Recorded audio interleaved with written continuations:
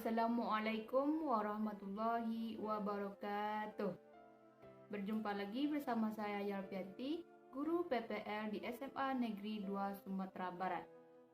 Jurusan Pendidikan Agama Islam IAIN Batu Sangkar. Selamat pagi anak ibu semuanya. Mudah-mudahan dalam keadaan sehat walafiat dan selalu dalam lindungan Allah Subhanahu wa taala.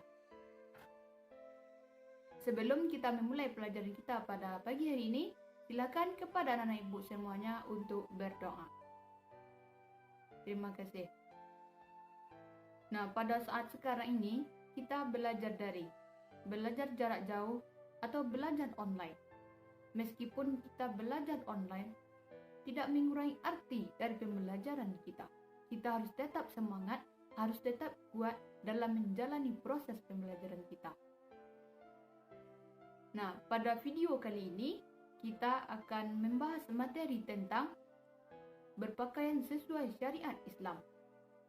Tujuan pembelajaran kita yang pertama, yang satu, memahami makna busana muslim atau busana muslimah dan menutup aurat. Yang kedua, dalil tentang berpakaian sesuai syariat Islam. Yang ketiga, tujuan berpakaian sesuai syariat Islam. Yang keempat, tata cara berpakaian sesuai syariat Islam. Dan yang terakhir, hikmah mengenakan pakaian berbusana muslim. Baiklah anak ibu semuanya, kita masuk kepada poin yang pertama, yaitu memahami makna muslim atau muslimah menutup aurat.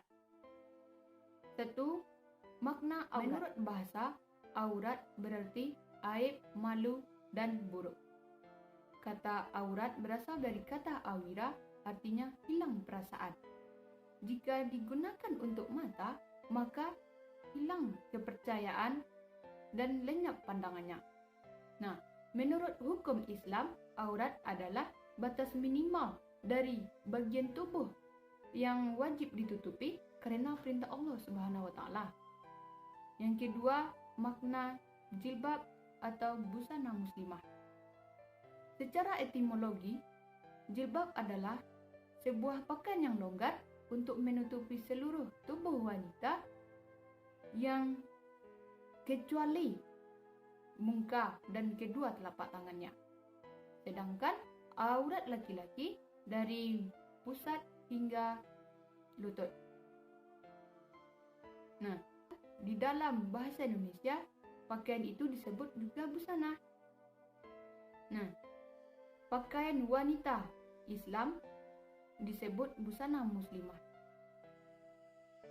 Nah, dari makna tersebut dapat kita artikan bahwa busana muslimah ialah pakaian wanita yang menutup aurat yang diperintahkan agama untuk menutupinya, gunanya untuk kebaikan dan kemaslahatan bagi wanita itu sendiri serta di masyarakat dimanapun ia berada.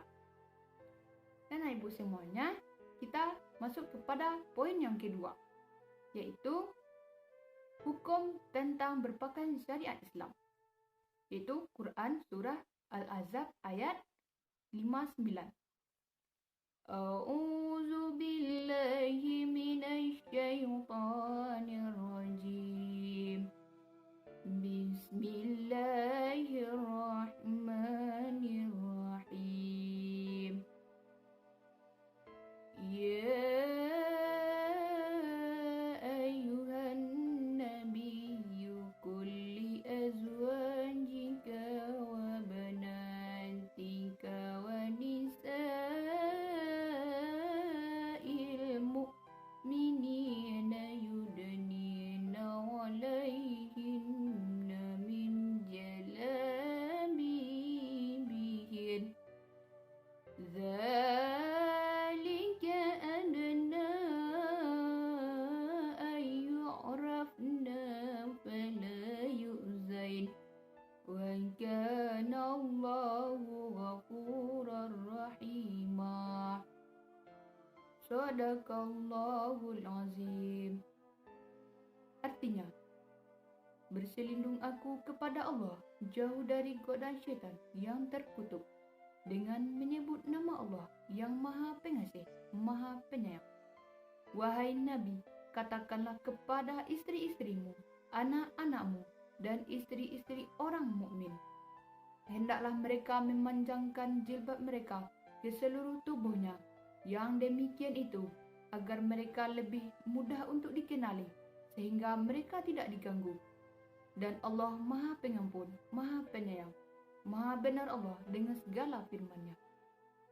Nah, dalam ayat ini Rasulullah SAW diperintahkan kepada para istrinya untuk menyampaikan, dan juga kepada wanita mukminah dan termasuk anak-anak beliau untuk memanjangkan jilbabnya supaya mereka lebih mudah dikenali dan membedakan mereka dengan wanita non-mukminah pada saat itu. Nah, Ibu semuanya, kita masuk kepada poin yang ketiga, yaitu tujuan mengenakan pakaian muslim. Yang pertama, menutup aurat dan sebagai perhiasan. Yang kedua, memelihara diri dari panas matahari dan dinginnya cuaca. Yang ketiga, sebagai identitas diri. Yang keempat, sebagai bagian dari ibadah. Yang kelima, menghindari diri dari godaan setan. Yang keenam, untuk menggapai ridha Allah Subhanahu wa Ta'ala. Nah, poin yang selanjutnya tentang tata cara berpakaian sesuai syariat Islam. Dan Ibu semuanya, yang pertama, berdoa.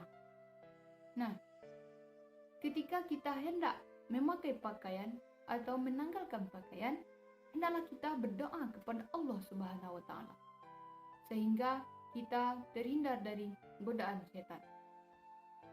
Yang kedua, dahulukan sebelah kanan. Imam Muslim meriwayatkan dari Sayyidatina Aisyah, Rasulullah suka dalam segala hal dari kanan.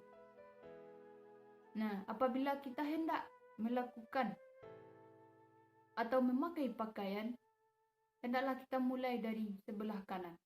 Dan apabila menanggalkannya, akhiri dengan sebelah kiri. Yang ketiga, laki-laki dilarang memakai emas dan sutra. Ini termasuk salah satu adat berpakaian dalam Islam. Yang keempat, pilih warna yang sesuai. Nah, seperti warna-warna lembut, warna putih, dan warna-warna itu terlihat bersih, lihat cerah, dan salah satu pakaian yang sering menjadi pilihan Rasulullah. Yang keempat, tidak menyerupai pakaian orang kafir. Selanjutnya, berbusana muslim bukan untuk mencari popularitas. Setelah itu, wanita tidak boleh menyerupai laki-laki dan laki-laki tidak boleh menyerupai perempuan. Maksudnya ialah pakaian yang dipakai oleh laki-laki tidak boleh dipakai oleh perempuan. Dan begitu juga sebaliknya. Selanjutnya, pakaian dipakai oleh perempuan ataupun laki-laki tidak tembus pandang dan tidak ketat. Selanjutnya, tidak menumbuhkan sifat ria. Selanjutnya, menutup seluruh tubuh perempuan atau laki-laki ke selain yang dikecualikan oleh syariat Islam. Baiklah Ibu semuanya, kita masuk kepada poin yang terakhir, yaitu hikmah mengenakan pakaian syariat Islam ini. Yang pertama, sebagai cara untuk mendapatkan pahala dari Allah. Yang kedua, sebagai bukti keimanan kepada rukun iman yang keenam. Yang ketiga, sebagai cara untuk menghindarkan diri dari murka dan laknat Allah. Yang keempat, sebagai motivasi supaya kita lebih baik lagi dalam beribadah. Yang kelima, sebagai cara untuk tetap terjaga dari fitnah dan pelecehan seksual. Nah, Nana Ibu semuanya, dapat kita simpulkan pembelajaran kita pada pagi hari ini, kita sebagai umat Islam, sebagai wanita Islam, wajib mengenakan pakaian berbusana muslim atau berbusana muslimah. Karena itu sudah diperintahkan oleh Allah dan wajib memakainya. Gunanya untuk kebaikan kita sendiri, supaya terhindar dari godaan setan dan terhindar dari laknat Allah atau murka Allah. Semoga kita dengan mengenakan pakaian berbusana muslim ini, kita terhindar dari godaan setan hendaknya. Terima kasih atas perhatiannya. Mohon maaf jika ada kekurangan dan kesalahan. Assalamualaikum warahmatullahi wabarakatuh.